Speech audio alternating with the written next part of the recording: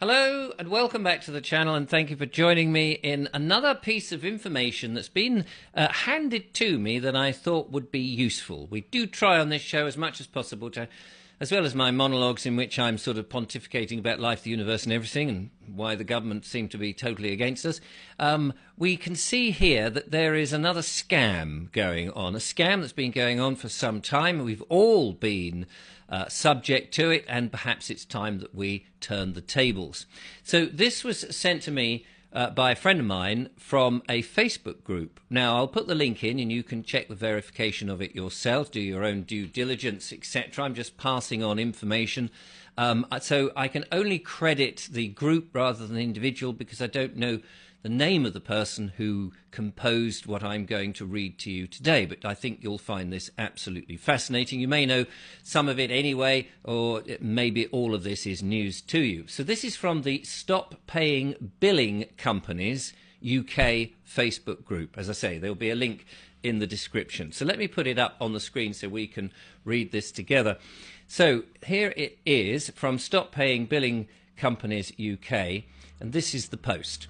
I remember when Maggie T privatised utilities and wondering how British Gas, with no infrastructure in the electricity generation and supply industry, could suddenly, overnight, supply people with electricity, or how previously electric boards became companies that could manage to supply gas in direct competition with the mighty British Gas. How could someone create a new company, make no investment in infrastructure, enter the market, and then supply gas and electricity? I mean, that is in and of itself is a question that perhaps people just don't ask. Maybe we need to do more critical thinking at these events in history. Anyway, then when the charging suppliers, how seamlessly the physical changeover happened. Sorry, let me read that again. Then, when changing suppliers, and we've all been encouraged to change our suppliers, have we not? How seamlessly the physical changeover happened. No switching drops as my electricity came from a different company. No drop or falter in the gas pressure at the changeover time. What technical marvel had the devil woman and her cronies conjured up to enable this miracle? These questions and others remained unanswered in the back of my mind as I got on with the daily grind of being a good little sheeple and not a questioning authority. In the last year or two, the unanswered questions resurfaced with the help of other people via the internet. So I started researching, asking questions, reading online documents, until the scales fell from my eyes. And so here we go. Here is the scam. There is no technological marvel, only a good old-fashioned scam. Statement of fact. The supply licensee companies that we, the consumers, pay our money to, supposedly for the supply of gas and electricity, do not supply the gas and electricity that we have consumed. Statement of fact number 2. The supply licensee companies issue a statement of account, not a bill for gas or electricity. We get them in the post, it looks like a bill, it sounds like we've got to pay, and we end up writing them a cheque or sending them some cash, but that's not what it is. Statement number 3 of fact. The supply licensee companies are not suppliers, are suppliers not of gas or electricity, but of credit. They are supplying credit. So here's the scam. When Maggie T, obviously Margaret Thatcher, granted licenses to the various companies that generate and distribute electricity or supply and distribute gas, those licenses, so in other words, these are the big ones that actually make the electricity and actually create gas and send them down the pipes. These are those companies. Those licenses did not allow the said companies to offer extended terms of credit. They couldn't do it. Those companies must be paid for their gas and electricity that they have provided or distributed at the end of each business day. So these are the big companies that are making the gas, not the ones that we get the bills from, just to be clear. So for them to knock on every consumer's door and demand payment for that day's consumption is both physically and technically impossible. So that opened the door for a host of parasite companies known as the supply licensees. So these are the companies that we end up with the bills, and they come on and, you know, they say, oh, you can get it from us and we'll switch you over and blah, blah, blah. But they're the ones, the end ones, that we end up having to pay. These are called supply licensees. When these companies buy a license from the government, they purchase the right to pay on behalf of, but totally unknown to, any supply address, which is where we live, that they can convince to sign up with them.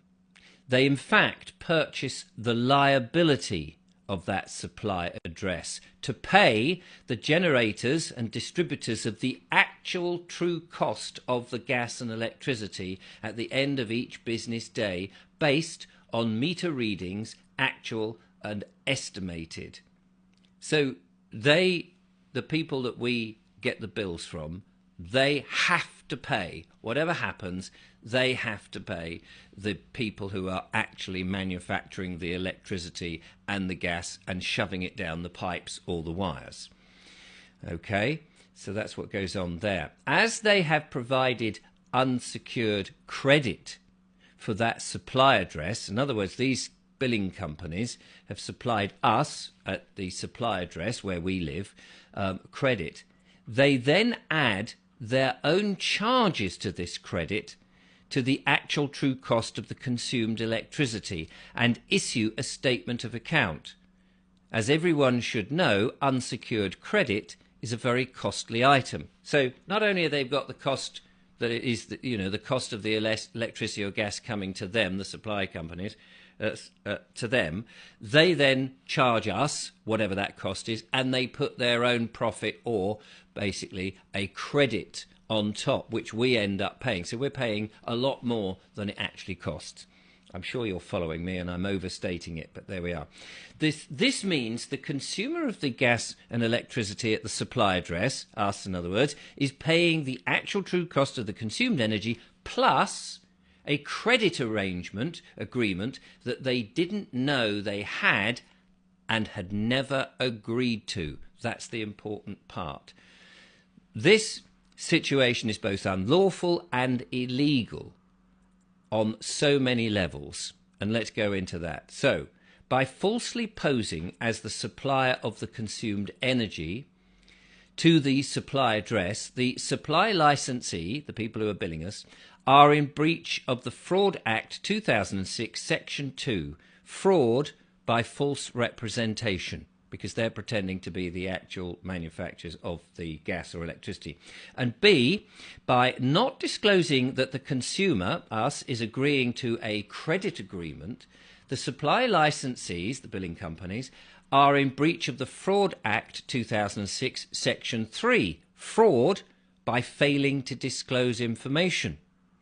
At C, by disclosing that the consumer is agreeing to a credit agreement and will pay their credit charges as well as the true actual cost of the consumed energy, the supply licensees are in breach of the Fraud Act 2006, Section 4, fraud by abuse of position. And finally, D, by instigating the scam and selling liability, or at least the assignment of it, to a supply address, for a supply address to a supply licensee without the knowledge. So, from what I understand, that is the people who manufacture the actual gas and electricity are not necessarily. I guess they do know what's going on, but anyway, selling the liability for a supply address. So the liability rests basically on the people who bill us. To the supply licensee without the knowledge and consent of the occupier of that supply address, the government and all UK governments since the privatisation is in breach of all those acts: the Fraud Act 2006, Section 2, fraud by false representation; Section 3, fraud by failing to disclose information; and Section 4, fraud by abuse of position. There are many more abuses of legislation: the unfair terms of in consumer contracts regulations of 1999, the Consumer Credit Act 2006, the Consumer Credit Act of 1974, and the list goes on, as well as basic common law of you and your actions shall cause no harm and no loss to another. The supply licensee can then turn these fraudulent obtained credit agreements into negotiable securities and receive payments for them on the money markets. Now, you may have heard about that. So in other words, they're basically making more money out of it by billing you and making a huge amount of money than actually is the true cost of the electricity being manufactured by the big manufacturing companies. This is a massive scam.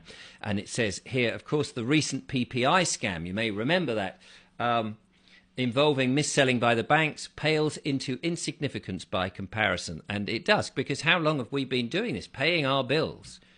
In fact, paying well over the odds and paying for something that we've not actually agreed to. Every household in the UK has been and is affected by this scam. What can you do about it, you may ask? Right, here we go. Well, I'm reminded of a campaign fronted by Nancy Reagan when she was the American's first lady against drug use. And the campaign slogan was "Just Say No." Because the supplier licensees did not disclose that they were offering credit, there can be no credit agreement between themselves and the consumer. Without a credit agreement, no consumer has any liability to pay any charges. The supply licensee cannot ask the court to enforce an agreement that doesn't exist and never did. Ask your supply licensee, i.e. the billing company, for a copy of the credit agreement that exists between the two parties, you and them. And they won't be able to produce one. Of course they won't, because you never signed anything. On the other hand, the contracts that exist between the generators and the distributors and the billing companies, the supply licensee companies, are perfectly legal and binding. They have accepted liability for the cost of the energy supplied to the supply address, and they must pay them. Oh dear. So challenge them. Just say no. So in other words, the billing companies, I mean, I'm sure you've got this, but I'm just making this absolutely clear for my mind. The billing companies have got these contracts with the big suppliers that generate the electricity, the national grid and what have you. They have to pay the electricity. They want us to pay them so they can pay the big boys. But because they've offered us credit so that they can make a profit, and they've allowed us to pay not at the end of each day, but they don't tell us that. They don't tell us any of that. They are in breach of all those things that we've just mentioned. And so therefore we can turn around to them and say, well, I'm not going to pay you, thanks very much. I don't mind paying for the true cost of the stuff to the big boys, but though the big boys don't actually want to go and collect all the money. So there's no liability to us because they've been acting fraudulently. And I'm paraphrasing, but the old maxim is that once fraud has been done, there's fraud all the way across the thing. You can't have a little bit of fraud. It makes the whole thing null and void. And so we shouldn't be paying these billing companies a penny because they are acting fraudulently, which is why they're making lots of money and making a big profit, and we're not. So there we go. I'll leave the link to the Facebook group. You can go and check that out. It's there if you want to freeze the frame and check it out personally, but I'll put it in the description. By the way, the links seem to be working there now, which is rather handy. In the description, somehow YouTube has put them back, which is very lovely. Thank you very much, YouTube. I appreciate. Thank you to all the people who've been sending in information and donations and all your emails. I do try to get to them. It's very difficult for me at the moment to get to them all, so I apologise if you don't hear from me or it takes forever for me to answer, but I'm doing my best. Anyway, thank you so much. There you go. That's it for today. Be interesting in your thoughts on that and whether you are going to stop paying them, and challenge them to say, OK, no problem, I'll pay you, but show me first where the credit agreement is that you have fraudulently set up between us, because I don't remember signing that credit agreement, and I don't think you'll find they will be able to dig one out, and that will put them in deep doo-doo.